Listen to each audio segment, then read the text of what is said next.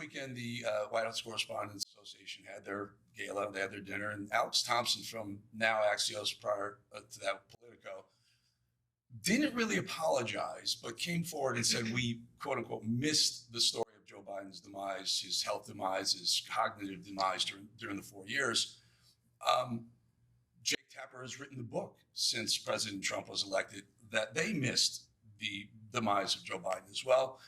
Fast forward to this lawsuit with CBS, right? So the media, legacy media, has not been held accountable. Will this lawsuit with CBS go to fruition? In other words, I would love to see it go to trial so that we can see, so they could be held accountable.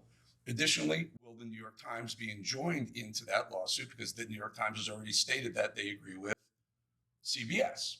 And Trump has said maybe we're going to sue the New York Times as well. And as a follow-up to all this, it really does dovetail, because it's not just left-leaning media.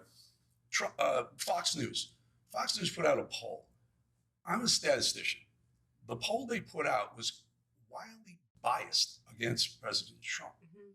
Will Fox sue Fox? Will Trump sue Fox for their methodology in polling?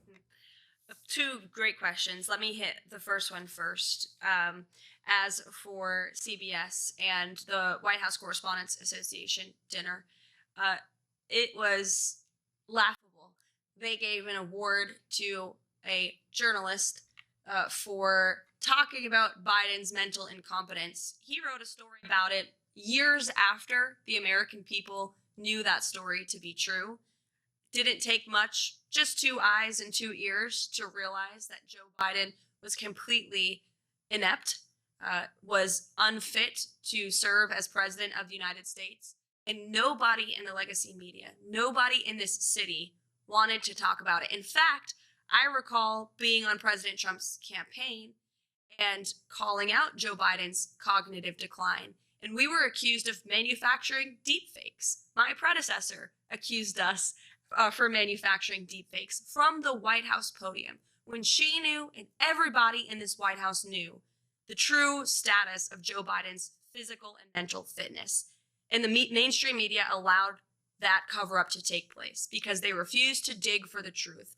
They tried to get the American people not to believe their own eyes. It is truly one of the greatest cover-ups and scandals in American history. And again, this is why we are welcoming independent journalists and social media influencers and content creators into the White House with open arms, because all of you in this room and many of your colleagues in independent journalism talked about this online.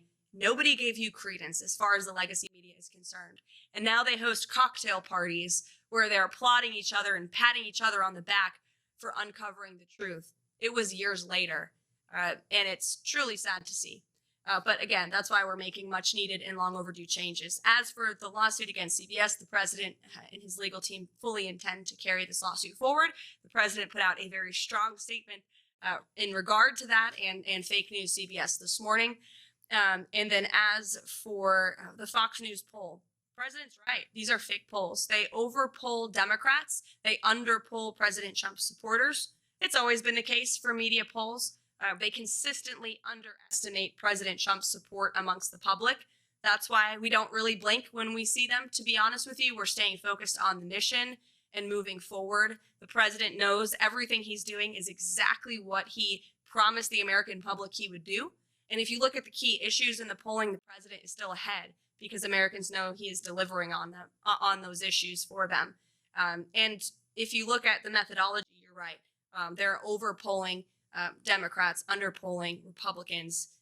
It's a clear-cut case of fake polling, no doubt. If I may, also misinformation, though, right? And maybe as detrimental to the presidency as what CBS has done or the New York Times is doing. Yeah, no doubt about it. The president's spoken quite strongly about it, and I know he's made some phone calls to express his displeasure with it.